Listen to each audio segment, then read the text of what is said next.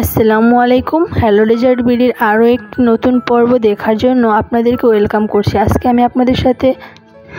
আমি আপনাদের সাথে কোনো রকম গুঁড়া দুধ ছাড়া পারফেক্ট একটি মিষ্টি দই রেসিপি শেয়ার করব। চলুন, এর জন্য চুলায় একটা প্যান দিয়ে তার ভিতরে আমি 1 লিটার দুধ দিয়ে দিচ্ছি। এখানে আমি আড়ংয়ের লিকুইড দুধটা নিয়েছি, আপনারা চাইলে যে কোনো লিকুইড দুধ নিতে পারবেন। আমি কিন্তু এই প্রথমবার মিষ্টি দই বানিয়েছি, আর এই প্রথমবারই আলহামদুলিল্লাহ অনেক ভালো মিষ্টি দই হয়েছে। আশা করি এই রেসিপি ফলো করলে আপনারাও প্রথমবারই একদম পারফেক্ট একটা মিষ্টি দই বানাতে পারবেন। তো তার জন্য সবাই ধৈর্য ধরে ভিডিওটা দেখবেন, কোনো স্কিপ না করে। দেখুন, আমি দুধটা প্রথমে একটা কাঠি দিয়ে মেপে নিচ্ছি কোন পর্যন্ত হয়েছে। এরপরে আমি 1 কেজি দুধের সাথে 3 কাপ পরিমাণ পানি দিয়ে দেব। দেখুন, আমি 3 কাপ পানি দিয়ে দিচ্ছি। পানি দেওয়ার পরে আমি দুধটাকে একটু কিছুক্ষণ ফুটিয়ে নেব।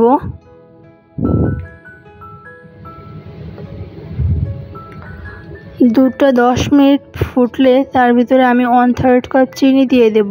চিনিটা আমি যদিও দিয়েছিলাম, কিন্তু ভিডিওটা স্কিপ হয়ে গেছে, তার জন্য আমি দুঃখিত। আপনারা একটু ক্ষমাসুন্দর দৃষ্টিতে দেখবেন এবং আপনারা চিনিটা দিয়ে দিবেন। 10 মিনিট দুধটা ফুটানোর পরে চিনিটা দিয়ে দেবেন। 1 কেজি দুধের জন্য 1/3 কাপ চিনি। আপনারা আপনাদের ইচ্ছা মতো মিষ্টি যদি একটু বাড়িয়ে খেতে চান তাহলে আপনারা একটু বাড়িয়ে দিতে পারেন। তবে আমার কাছে 1 কেজি দুধের সাথে 1/3 কাপ পরিমাণ চিনিটাই পারফেক্ট লেগেছে। এর মধ্যে দুধটা আমি জাল করে নেব। তার মধ্যে আমি আপনাদের কাছে একটা রিকোয়েস্ট করে নিচ্ছি, যারা আজকের ভিডিওটি দেখছেন প্লিজ আমার চ্যানেলটি সাবস্ক্রাইব করবেন এবং ফেসবুক পেজটিকে দেখে থাকলে ফলো করবেন এবং লাইক কমেন্টের মাধ্যমে আপনাদের মতামত জানিয়ে যাবেন। এতে করে আমি আপনাদের সাথে ভিডিও শেয়ার করতে আরও বেশি অনুপ্রাণিত হই। দেখুন, দুধটা কিন্তু ফুটে গেছে। দুধটাকে একটু নেড়ে চেড়ে মাঝে মাঝে একটু নেড়ে দিবেন, না হলে নিচে লেগে যাওয়ার সম্ভাবনা থেকে যায়।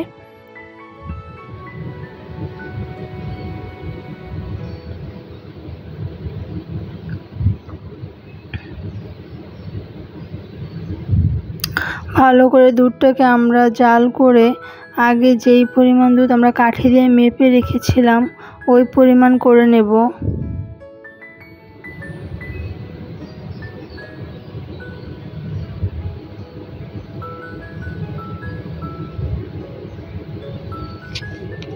চুলার জালটা মিডিয়াম হিটে রেখে আপনারা দুধটা জাল করবেন, এতে করে দুধটা পড়ে যাওয়ার সম্ভাবনা থাকবে না। দেখুন, আমি মেপে দেখে নিচ্ছি যে দুধটা আগের পরিমাপে এসেছে কিনা।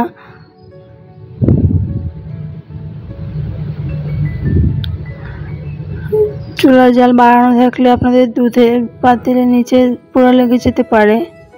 ঠিক আমরা যেই পরিমাণ পানি দিয়েছি পানিটা জাস্ট শুকিয়ে নেব। এবার যখন আমার পানিটা শুকিয়ে গেছে, এখন আগের পরিমাণে চলে এসেছে, এবার আমি 3 টেবিল চামচ চিনি দিয়ে একটু প্যানে ক্যারামেল তৈরি করে নিয়েছি, যাতে দইয়ের কালারটা খুব সুন্দর আসে। এখানে আমি 3 টেবিল চামচ চিনি ইউজ করেছি। দেখুন ক্যারামেলের কালারটা কি সুন্দর এসেছে। এই ক্যারামেল তৈরি করতে কোনো পানি দিতে হয় না, চিনিটা একটু পুড়িয়ে নিলেই হয়। তারপরে দেখুন, আমি ওখান থেকে জাল করে একটু দুধ দিয়ে ক্যারামেলটাকে দুধের সাথে মিশিয়ে নিচ্ছি।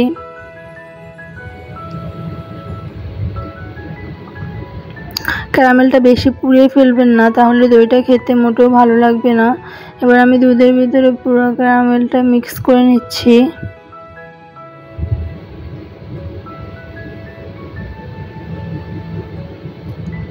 এইভাবে আরও 5 মিনিটের মতো জাল করে নেব। এবার নামিয়ে দুধটাকে আমি ঠান্ডা করে নেব। এইভাবে মগ দিয়ে উপর থেকে ফেলবেন, এতে করে দইয়ের উপরে একটা সুন্দর সর পড়বে এবং দইটা খেতে খুবই ভালো লাগবে। এইভাবে 10 মিনিটের মতো উপর থেকে মগ দিয়ে নিয়ে দুধটা ফেলবেন। এরপরে দেখুন, আমি একটা বীজ নিয়ে নিয়েছি মিষ্টি দইয়ের। একটা মিষ্টি দই বাইরে থেকে কিনে এনেছি ছোটো পরিমাণে। এবার এই পিসটাকে আমি একটা মগে নিয়ে ভালো করে একটু মিক্স করে নেব, ফেটিয়ে নেব যাতে এর ভিতরে কোনো দানা না থাকে। এবারে ফেটানো মিষ্টি দইটা বীজটা আমি দুধের ভিতরে দিয়ে দেব। দুধের ভিতরে দিয়ে ভালো করে মিক্স করে নেব। এটা আমি দুধটা ঠিক কুসুম গরম অবস্থায় করব, একদমই ঠান্ডা করে ফেলবো না। দুধটা যখন হাত ছোঁয়া অবস্থা তখন দিতে হবে। এবার আমি একটা পাত্রে, যে পাত্রে দই বসাবো ওই পাত্রে দুধটা দিয়ে দিচ্ছি। দুধটা উপর থেকে ঢালবেন, এতে করে যে ফেনাটা সৃষ্টি হচ্ছে এতে দুধটা ভালো হবে।